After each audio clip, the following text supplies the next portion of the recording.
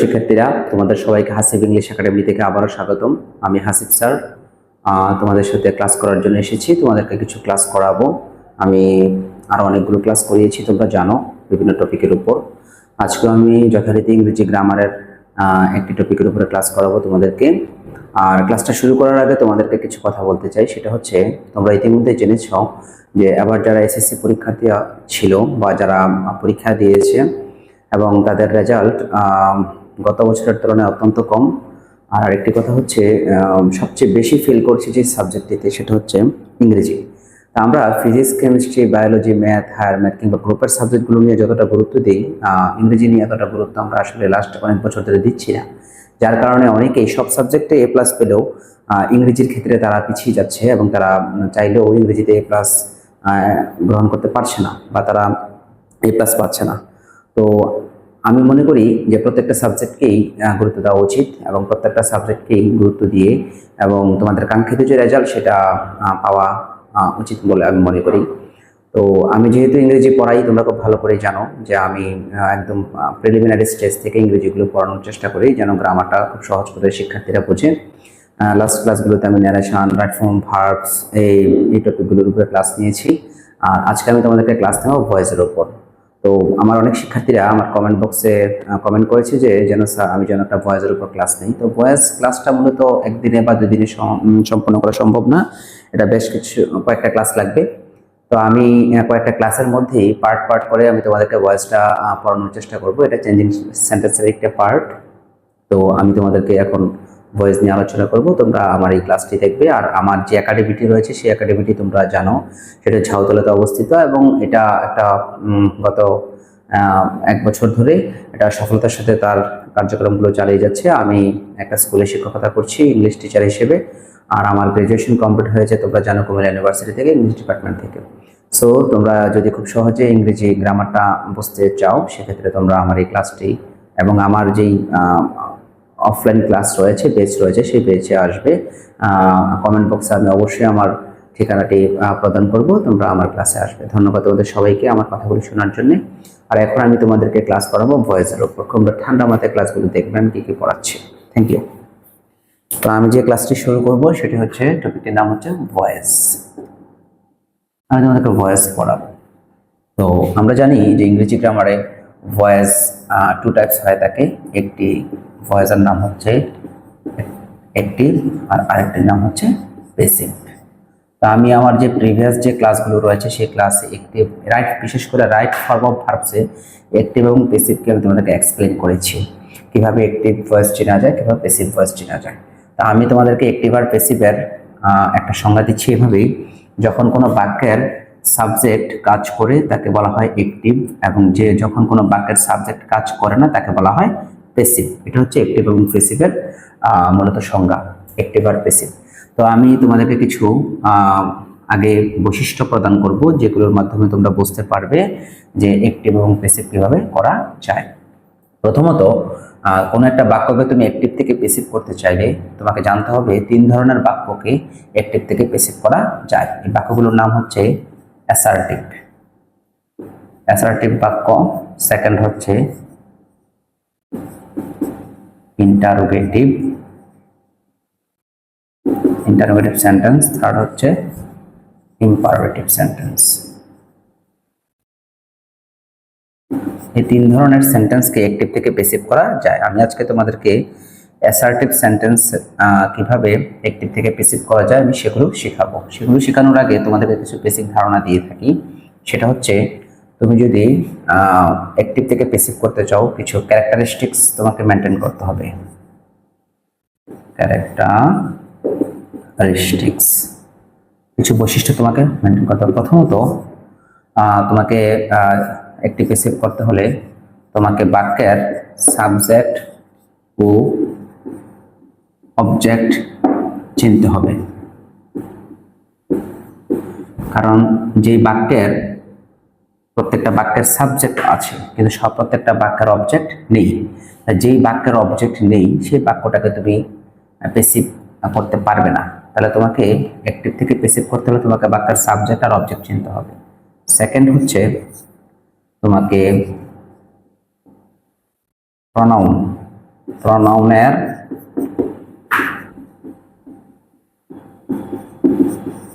Subjective ও objective মুখস্থ করতে হবে। 3 নাম্বার কাজ হচ্ছে তোমাকে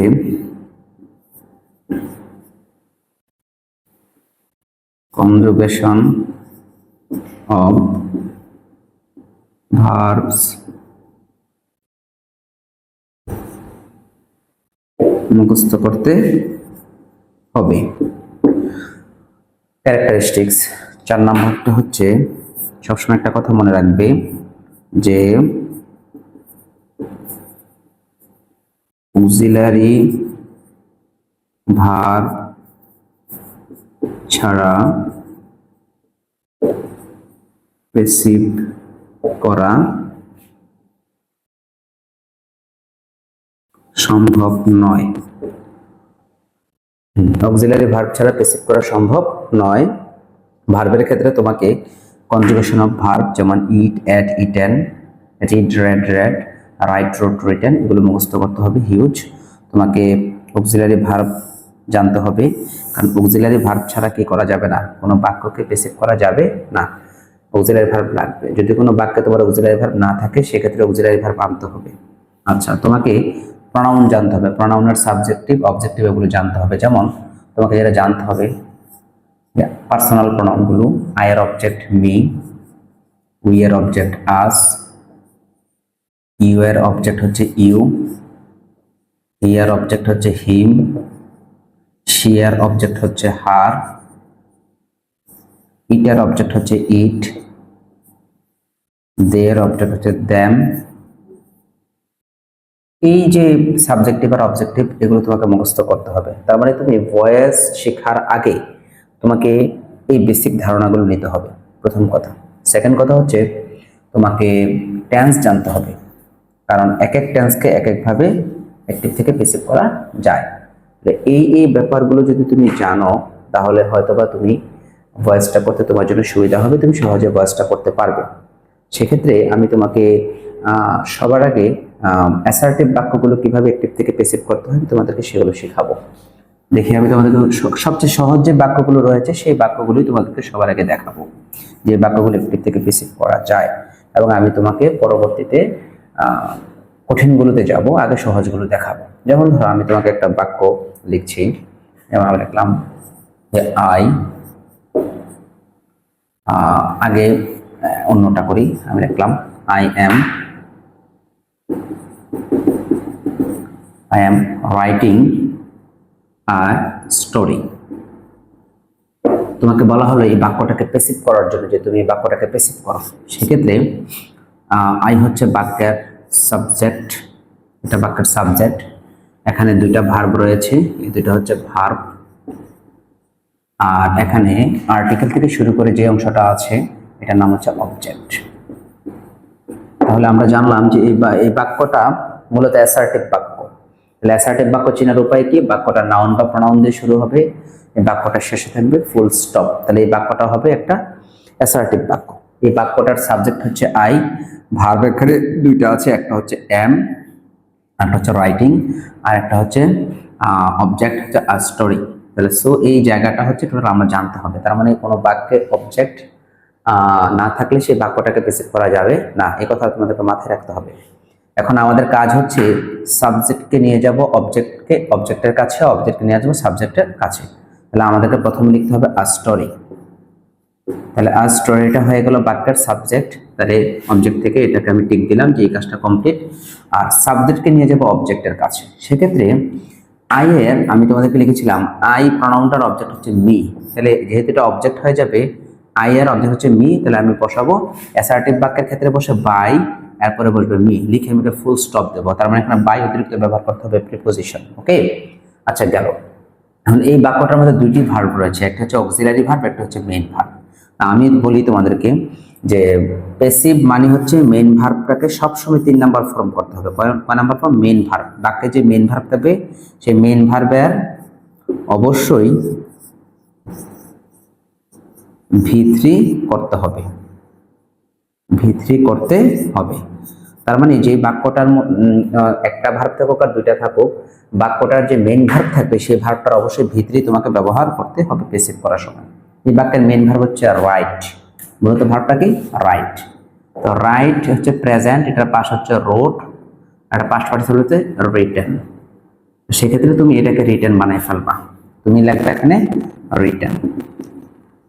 আর এই বাক্যটার মধ্যে একটা অক্সিলারি ভার্ব হচ্ছে এম। যদি কোনো বাক্যে auxiliary verb to be verb থাকে, am is are was were থাকে, শুধু মাথায় রাখবা যদি কোনো বাক্যে auxiliary verb am is are was were থাকে টু বি ভার্ব, তো এভাবে লিখবা যদি কোনো, মনে রাখার জন্য, যদি কোনো বাক্যে টু বি ভার্ব থাকে তবে পেসিভ করার সময়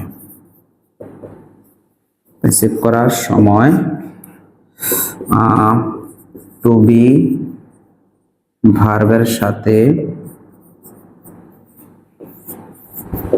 বিং ব্যবহার করতে হবে, তাহলে তোমার এই কথাটা মাথায় রাখতে হবে। যদি কোনো বাক্যে টু বি ভার্ব থাকে, একটিভ বাক্যে যদি টু বি ভার্ব থাকে, সেই টু বি ভার্বটা, এই বাক্যটাকে পেসিভ করার সময় মেইন ভার্বটার 3 নম্বর ফর্ম ব্যবহার করবা, আর যেটা টু বি ভার্ব থাকবে সেই টু বি ভার্বের সাথে বিং ব্যবহার করবা। তাহলে এ স্টোরি, তাহলে এম হচ্ছে প্রেজেন্ট টেন্স, তাহলে এ স্টোরির সাথে এম ব্যবহার হয় না, এটা এম ব্যবহার হয় শুধু আই এর সাথে। তাহলে বাকি রইল কি to be verb am, is, are. এই তিনটা যে কোনো একটা তুমি ব্যবহার করবা এম এর পরিবর্তে। এম তো শুধু আই এর সাথে বসে, তাহলে এটা বাদ, তাহলে এখানে আছে ইজ এবং আর। এই স্টোরি মানে কটা গল্প? একটা। সেক্ষেত্রে তুমি কি করবা? ইজ ব্যবহার করবে এটার সাথে। কেন? কারণ এই স্টোরি হচ্ছে একটা, আর এম ইজ কয় বচন? এক বচন, আর বহু বচন। তাহলে এম এর পরিবর্তে তুমি এখানে ইজ ব্যবহার করবা, ইজ লিখবা, লিখে এটার সাথে কি যোগ করতে বলছিলাম? টু বি ভার্ব থাকলে এটার সাথে বিং ব্যবহার করবা, তাহলে বাক্যটা একটিভ থেকে পেসিভ হয়ে যাবে। তোমরা আবারও খেয়াল করো এই বাক্যটা আমি কিভাবে করলাম।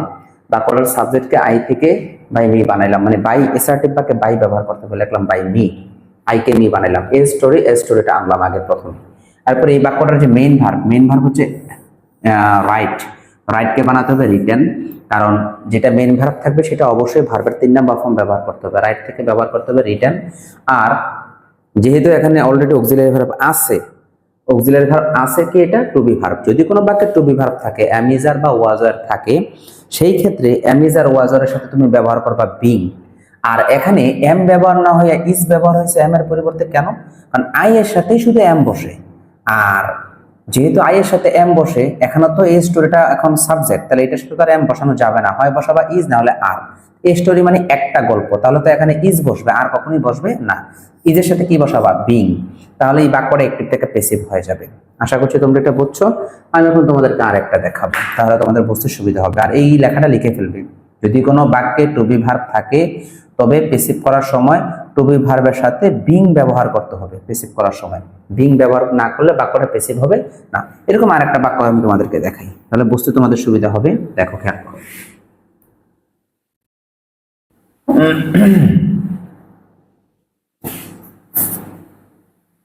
লিখলাম যে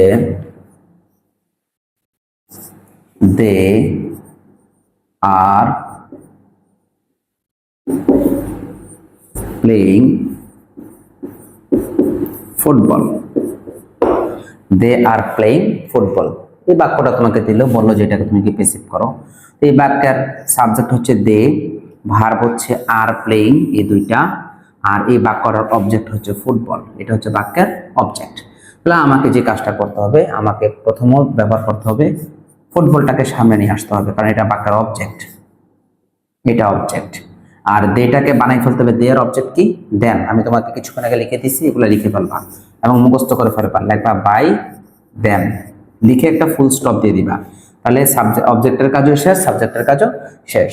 এই বাক্যটার মেইন ভার্ব হচ্ছে প্লে, প্লে এর পরিবর্তে তুমি লিখবা প্লেড, কারণ এটার প্লে এর 3 নাম্বার কি? Played, play, played, played. এখন এই বাক্যের মধ্যে বাকি আছে শুধু অক্সিলারি ভার্বটা। এখানে তুমি দেখলা আর, তুমি এম, ইজ, আর বা ওয়াজ, ওয়ার যেটাই তুমি দেখো, তুমি এটার সাথে একটা বিং ব্যবহার করবা।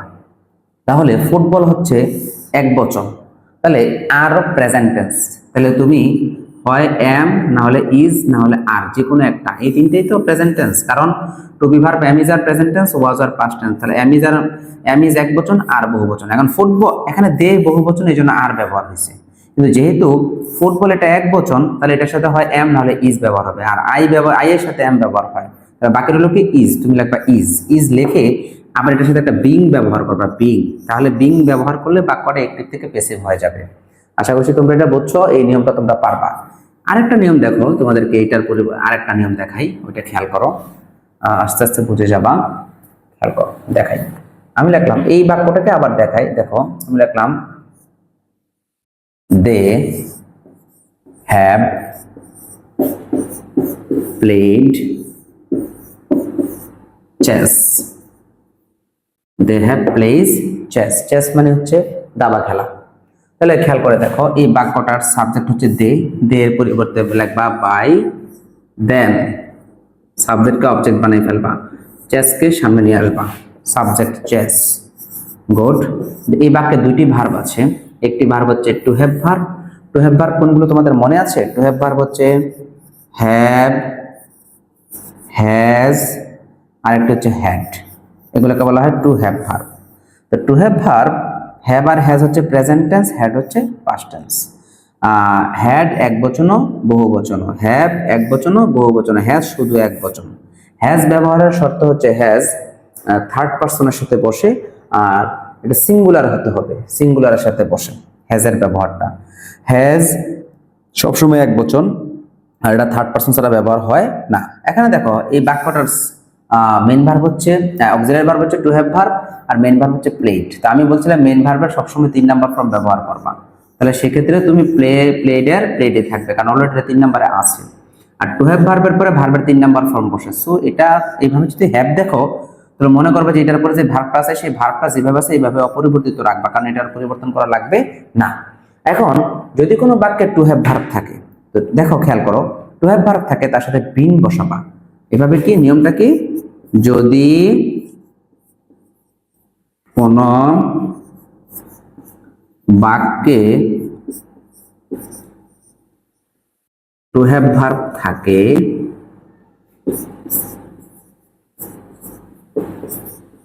প্যাসিভ করার সময়,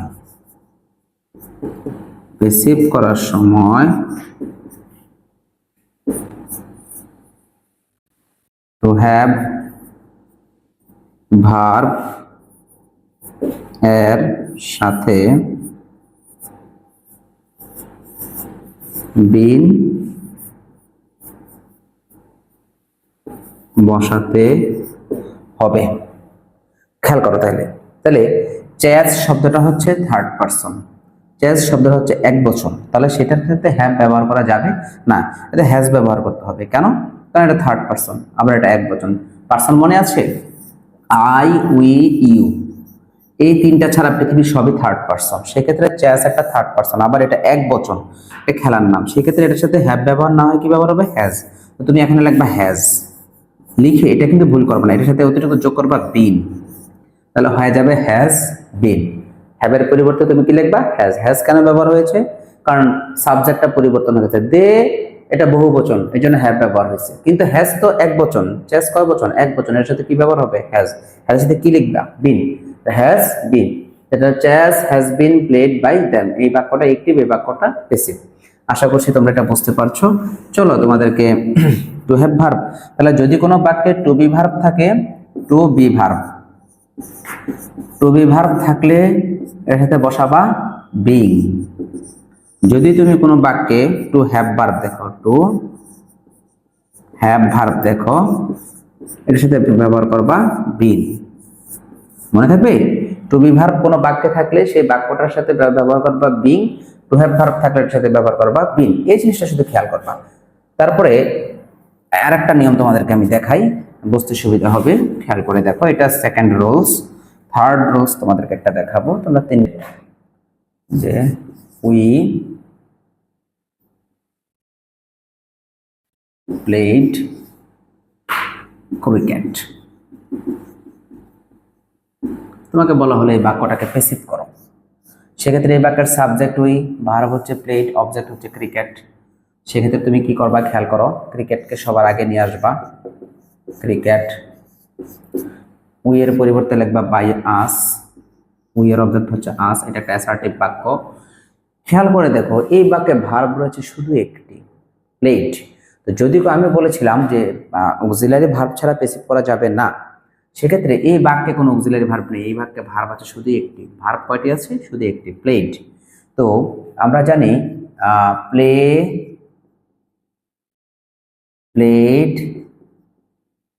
প্লেড। অলরেডি খেয়াল করে দেখো এটা হচ্ছে ভার্বের 2 নম্বর ফর্মে আছে, সেকেন্ড ফর্ম, এটা পাস্ট টেন্স। যদি কোনো বাক্যে অক্সিলারি ভার্ব না থাকে অক্সিলারি ভার্ব আনতে হবে। কোন অক্সিলারি ভার্ব আনতে হবে? Am, is, are, was, were, এগুলো তোমাকে আনতে হবে। যদি কোনো বাক্যে অক্সিলারি ভার্ব না থাকে তাহলে তোমাকে আনতে হবে এম, ইজ, আর, ওয়াজ, আর, এগুলো আনতে হবে। সেক্ষেত্রে আমরা জানি এম, ইজ, আর হচ্ছে প্রেজেন্ট টেন্স, ওয়াজ, আর হচ্ছে পাস্ট টেন্স। তো তুমি কি এম, ইজ, আর আনবা না ওয়াজ, আর আনবা সেটা নির্ভর করবে এই ভার্বটার উপর। এই ভার্বটা যদি প্রেজেন্ট টেন্স হয় তাহলে ব্যবহার করবা এম, ইজ, আর। যদি ভার্বটা যদি পাস্ট টেন্স হয় তাহলে ব্যবহার করবা ওয়াজ, ওয়ার। তো এখানে দেখা যাচ্ছে ভার্ব হচ্ছে পাস্ট টেন্স, তাহলে তোমাকে ওয়াজ এবং ওয়ারের যে কোনো একটা ব্যবহার করতে হবে। ক্রিকেট থার্ড পারসন সিঙ্গুলার, মানে এক বচন, তাহলে সেক্ষেত্রে ওয়ার ব্যবহার করা যাবে না, তাহলে ব্যবহার করতে হবে ওয়াজ। তাহলে তুমি এখানে ব্যবহার করবা ওয়াজ। আচ্ছা, আর বলছিলাম যেটা মেইন ভার্ব, সেই মেইন ভার্বের কয় নাম্বার ফর্ম বসে? 3। তো প্লে, প্লেড, প্লেড, এটা হবে প্লেড। সেক্ষেত্রে cricket was played by us, এই বাক্যটা অ্যাক্টিভ, এই বাক্যটা প্যাসিভ হয়ে গেল। এবার তোমাদেরকে আমি একটা, এটা তো পাস্ট টেন্স, তোমাদের একটা প্রেজেন্ট টেন্সের দেখাবো। তাহলে খেয়াল করে দেখো তোমরা, এখানে কোনো অক্সিলারি ভার্ব নাই দেখে auxiliary verb am, is, are, ওয়াজ, আর আনছি। যদি এম, ইজ, আর, ওয়াজ, আর থাকতো তাহলে ওটার সাথে বিং বসাইতাম। তোমরা আবার ভুল করে এখানে ওয়াজ ব্যবহার করে আবার এটাতে বিং ব্যবহার করো না, কারণ অলরেডি এই ভার্বে অক্সিলারি ভার্ব না দেখে আমি অক্সিলারি ভার্বটা আনছি, কিন্তু এখানে কিন্তু এম, ইজ, আর, ওয়াজ, আর ছিল না। যদি থাকতো এটাও বসাইতাম, এর সাথে বিংও বসাইতাম, আর নাই দেখে ওয়াজ ব্যবহার করছে। তার মানে তুমি খেয়াল করো অক্সিলারি ভার্ব ছাড়া বাক্যটা প্যাসিভ করা যাবে না। এরকম আরেকটা বাক্য তোমাদেরকে দেখাই, তাহলে তোমাদের বুঝতে একটু সুবিধা হবে। খেয়াল করে দেখো, আমি লিখলাম যে রহিম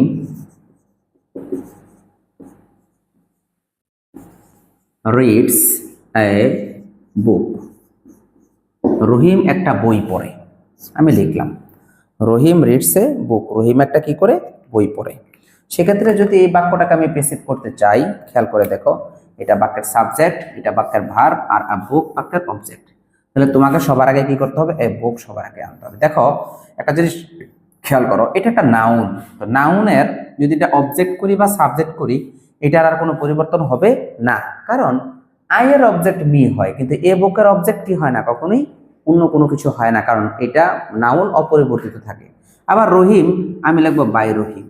কেন লিখবো বাই রহিম? কারণ রহিমের অবজেক্ট রহিমই। আচ্ছা খেয়াল করো, এই বাক্যের ভার্ব হচ্ছে রিডস। মনে রাখবা, কোনো ভার্বের সাথে যখন এস দেখবা তখন মনে করতে হবে এই ভার্বটা হচ্ছে প্রেজেন্ট টেন্স। আমি তোমাকে প্রিভিয়াস ক্লাসে একবার বুঝাইছি, যদি কোনো বাক্যে এস থাকে বা ইএস থাকে ভার্বে, মনে করতে হবে এই বাক্যটার ভার্বটা হচ্ছে প্রেজেন্ট টেন্স, আবার এটা থার্ড পারসন সিঙ্গুলার।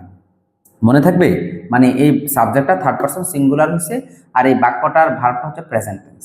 তাহলে এই বাক্যের ভার্ব হচ্ছে প্রেজেন্ট টেন্স, সেক্ষেত্রে আমাকে ব্যবহার করতে হবে, এই বাক্যে কোনো অক্সিলারি ভার্ব নাই, তাহলে আমাকে মনে আছে আমাকে ব্যবহার করতে হবে am, is, are, was, were, এগুলো ব্যবহার করতে হবে, কারণ এখানে কোনো অক্সিলারি ভার্ব নাই। সেক্ষেত্রে আমি কিছুক্ষণ আগে বললাম am, is, R present tense, was, were past tense. Am, is এক বচন, আর বহু বচন, ওয়াজ এক বচন, ওয়ার বহু বচন। সেক্ষেত্রে এটা মেইন ভার্ব, তো মেইন ভার্বের 3 নাম্বার ফর্ম বসাবা। তো মেইন ভার্বের 3 নাম্বার, রিডের 3 নাম্বার ফর্ম এটাই, রেড, এসটা বাদ হয়ে যাবে। এটা 3 নাম্বার বসাইছি, এটা 1 নাম্বারে ছিল, 3 নাম্বারে ব্যবহার করছি। আর যেহেতু এটা প্রেজেন্ট টেন্স এই ভার্বটা, তাহলে ব্যবহার করতে হবে এম, ইজ, আর। এ বুকের সাথে একটা বই, আর বসবে না, আবার এম বসে শুধু আই এর সাথে, বাকি রইল কি ইজ, তুমি এখানে ব্যবহার করবা ইজ। তাহলে লিখবা এ বুক ইজ রেড বাই রহিম। তাহলে এই বাক্যটা অ্যাক্টিভ থেকে কি হয়ে গেল? প্যাসিভ হয়ে গেল। খেয়াল করে দেখো, এবার ইকুয়েশনে আসো, যদি কোনো বাক্যে অক্সিলারি ভার্ব না থাকে অক্সিলারি ভার্ব আনতে হবে। কি আনতে হবে? এম, ইজ, আর, ওয়াজ, আর আনতে হবে। যদি কোনো বাক্যে এম, ইজ, আর, ওয়াজ, আর থাকে সেটার সাথে ব্যবহার করতে হবে বিং। আবার যদি কোনো বাক্যে হ্যাভ, হ্যাজ, হ্যাড থাকে সেই বাক্যটাকে ব্যবহার এই বাক্যটা প্যাসিভ করার সময় হ্যাভ হ্যাজ হ্যাড এর সাথে ব্যবহার করতে হবে বিন, তাহলে বাক্যগুলো কি হয়ে যাবে, অ্যাক্টিভ থেকে প্যাসিভ হয়ে যাবে। আর আমি তোমাদেরকে চাইলে টেন্স হিসেবে পড়াতে পারতাম, যেমন এটা প্রেজেন্ট ইনডেফিনিট টেন্স বা যদি টেন্স অনুযায়ী পড়াতে পারতাম, present indefinite, past indefinite, present continuous, past continuous, present perfect, past perfect. আমি তোমাদেরকে টেন্স এভাবে না পড়াইয়া তোমাদেরকে পড়াইছি, যদি কোনো বাক্যে অক্সিলারি ভার্ব না থাকে অক্সিলারি ভার্ব আনতে হবে, যদি কোনো বাক্যে অ্যামিজার ওয়াজার থাকে ওটার সাথে বিং বসাতে হবে, যদি কোনো বাক্যে হ্যাভ হ্যাজ হ্যাড থাকে ওটার সাথে বিন বসাতে হবে, তাহলে বাক্যটা অ্যাক্টিভ থেকে প্যাসিভ হয়ে যাবে। এখন খেয়াল করো, এটা তো একটা নিয়ম তোমরা বুঝলা যে এইভাবে পারবা। এখন তোমাদেরকে আমি যদি কোনো বাক্যে মোডাল অক্সিলারি ভার্ব থাকে, মোডাল অক্সিলারি ভার্বগুলো সবার মনে আছে, আমি তারপর আবার একটু মোডাল অক্সিলারি ভার্বগুলো লিখে দিই তোমাদেরকে। যদি কোনো বাক্যে মোডাল অক্সিলারি ভার্ব থাকে এটা কিভাবে তুমি করবা, মোডাল অক্সিলারি ভার্ব, যদি কোনো বাক্যে মোডাল অক্সিলারি ভার্ব থাকে খেয়াল করো। তো সেক্ষেত্রে আমি মোডাল অক্সিলারি ভার্বগুলো তোমাদেরকে লিখে দিচ্ছি। Can, would, shall, should, will, would, may, might, ought to,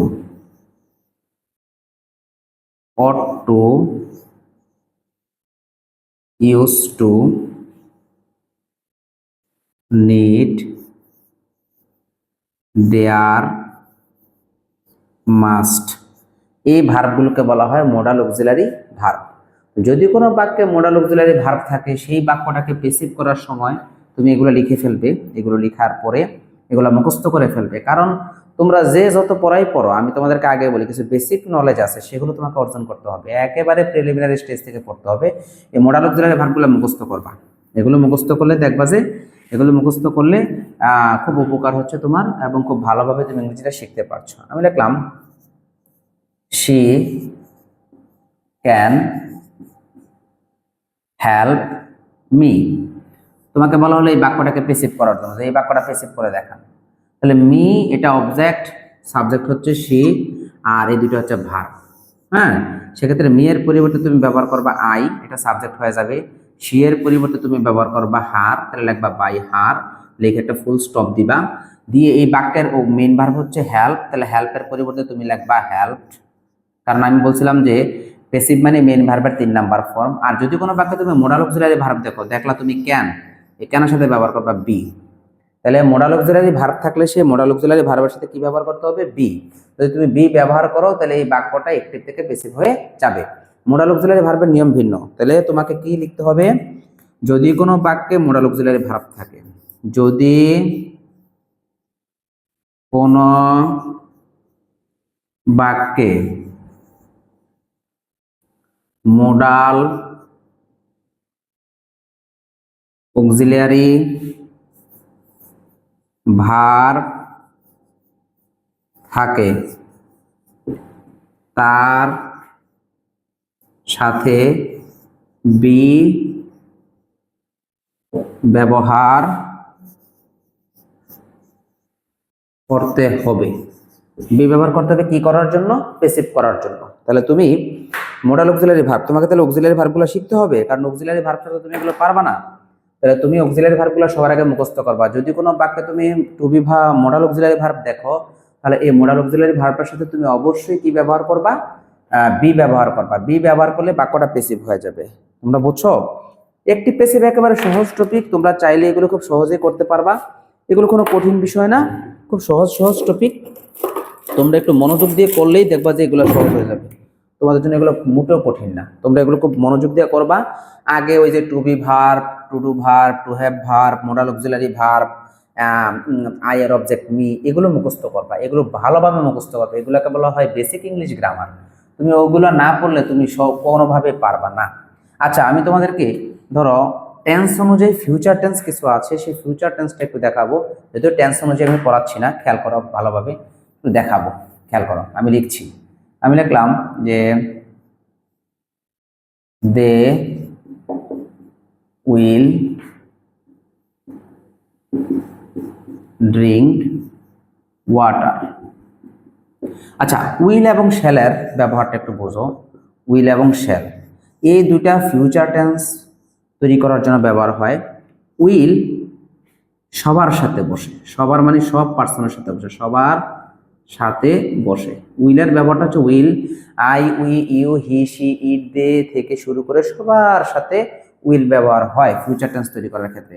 R shall I এবং উই ছাড়া কারোর সাথে ব্যবহার হবে না। আই এবং উই অথবা আরেকটা আছে থার্ড পার্সন সিঙ্গুলার হতে হবে, যেমন রহিম, রহিমের সাথে শ্যাল বসানো যাবে, রহিম শ্যাল গো টু ঢাকা, হয়ে যাবে, সমস্যা নেই। তাহলে তুমি আয়ের সাথেও তবে সিঙ্গুলার হইতে হবে। শ্যাল শুধু সিঙ্গুলারের ক্ষেত্রে বসে, সরি সিঙ্গুলার না প্লুরালের ক্ষেত্রেও বসে, উই সাথেও বসে, ঠিক আছে, তবে এটা থার্ড পার্সন হইতে হবে। উইল এবং শ্যালের ব্যবহারগুলোর মধ্যে আমি আরেকটু ক্লিয়ার করি যে আমরা অনেক সময় দেখি যে আয়ের সাথে শ্যাল ব্যবহার হয়, উইর সাথেও শ্যাল ব্যবহার হয়। আই এক বচন, উই বহু বচন, দুইটাই কি পার্সন, ফার্স্ট পার্সন। সেক্ষেত্রে রহিম শ্যাল ব্যবহার হয়তো খুব কমই দেখেছি, তারপরেও যদি ব্যবহার করা যায় আমরা আরেকবার দেখব।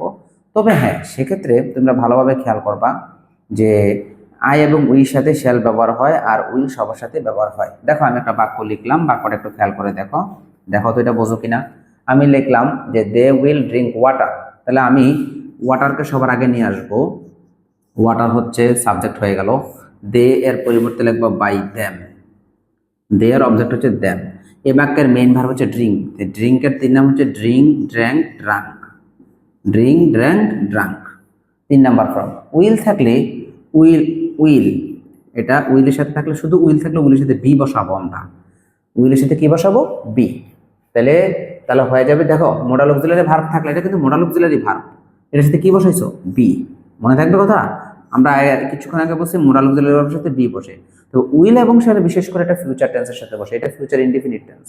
তাহলে উইল থাকলে শুধু মোডাল অক্সিলারি ভার্ব থাকলে সাথে বি বসাবো, তাহলে বাক্যটা অ্যাক্টিভ থেকে প্যাসিভ হয়ে যাবে।